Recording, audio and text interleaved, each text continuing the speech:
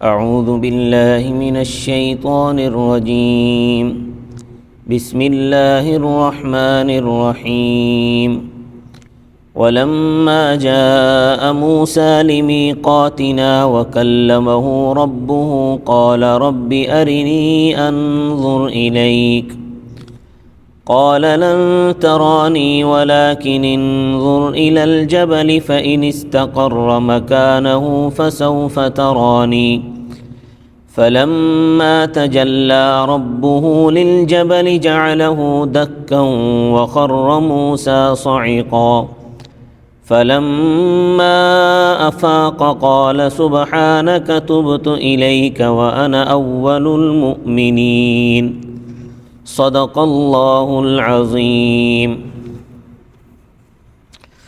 جب موسیٰ علیہ السلام مقررہ وقت پر طور پر پہنچے اور ایک چلے کا اعتکاف کیا، پھر 10 دن کا اضافہ کیا گیا، تورات کا نزول مکمل ہوا، تو اللہ تعالیٰ نے حضرت موسیٰ علیہ السلام سے براہ راست کلام فرمایا۔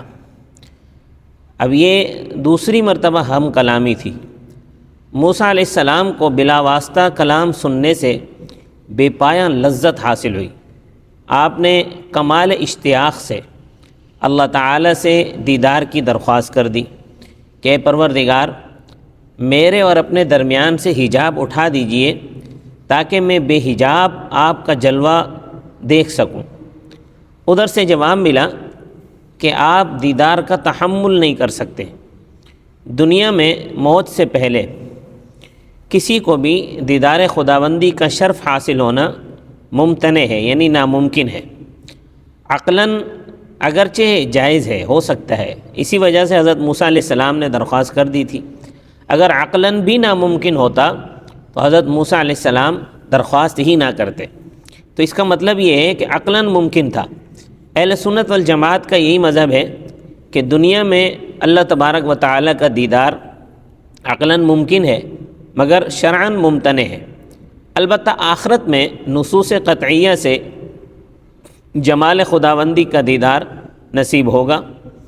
پھر ارشاد ہوا کہ آپ سامنے والے پہاڑ کی طرف دیکھیں، ہم اس پر اپنی ایک جھلک ڈالتے ہیں۔ اگر پہاڑ جیسی مضبوط مخلوق جلوہ برداشت کر سکے تو آپ بھی میرا جلوہ دیکھ لیں گے۔ پھر جب اللہ تعالیٰ نے پہاڑ پر ذرا سی تجلی فرمائی تو پہاڑ کے پرخچے اڑ گئے۔ موسیٰ علیہ السلام چونکہ محل تجلی کے قریب تھے، اس لیے وہ بے ہوش ہو کر گر پڑے۔ جب ہوش آیا تو آپ نے اللہ کی پاکی بیان کی اور اس دنیا میں اللہ کی رؤیت ممکن نہیں، اور اپنی نامناسب درخواست سے توبہ اور استغفار کی اور اعتراف کیا کہ میں سب سے پہلے یہ مانتا ہوں کہ دنیا میں آپ کی رؤیت ممکن نہیں۔ ادھر تو یہ صورتحال تھی، اور ادھر منافقین چلے کے ختم پر بچڑے کے سامنے گھٹنے ٹیکے بیٹھے تھے۔ تو بس آپ موازنہ کر لیں کہ منافقین کا کیا حال تھا اور موسیٰ علیہ السلام کس حال میں تھے۔ ببی تفاوت تیرا کجا است تا بکجا۔ تو ان آیات میں یہی مضمون بیان ہوا ہے۔ تو فرمایا وَلَمَّا جَاءَ مُوسَىٰ لِمِيقَاتِنَا وَكَلَّمَهُ رَبُّهُ، اور جب موسیٰ ہمارے مقررہ وقت پر پہنچے اور ان سے ان کے پروردگار نے بات کی، قال رب ارنی انظر الیک، تو انہوں نے درخواست کی اے میرے پروردگار آپ مجھے خود کو دکھلائیں تاکہ میں آپ کو دیکھوں۔ قال رب ارنی انظر الیک، تاکہ میں آپ کو دیکھوں۔ قال، اللہ تعالی نے فرمایا لن ترانی، تم مجھے ہرگز نہیں دیکھ سکو گے۔ وَلَٰكِنِ انظُرْ إِلَى الْجَبَلِ فَإِنِ اسْتَقَرَّ مَكَانَهُ، بلکہ آپ ایسا کریں کہ اس پہاڑ کی طرف دیکھو، بس اگر وہ اپنی جگہ برقرار رہا، فَسَوْفَ تَرَانِي، تو تم بھی مجھے دیکھ لو گے۔ فَلَمَّا تَجَلَّىٰ رَبُّهُ لِلْجَبَلِ، تو جب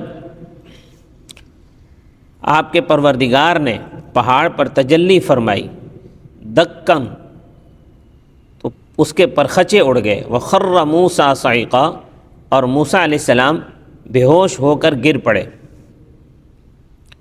فلما افاق، پھر جب موسیٰ علیہ السلام کو ہوش آیا تو عرض کیا قال سبحانک تبت الیک وانا اول المؤمنین، تو عرض کیا کہ میں آپ کے سامنے کہ آپ کی ذات پاک ہے، میں آپ کے سامنے توبہ کرتا ہوں اور میں پہلا شخص ہوں جو اس بات کو مانتا ہوں، یعنی کس بات کو؟ کہ آپ کا دیدار اس دنیا میں ممکن نہیں ہے۔ صدق اللہ العظیم۔ سبسکرائب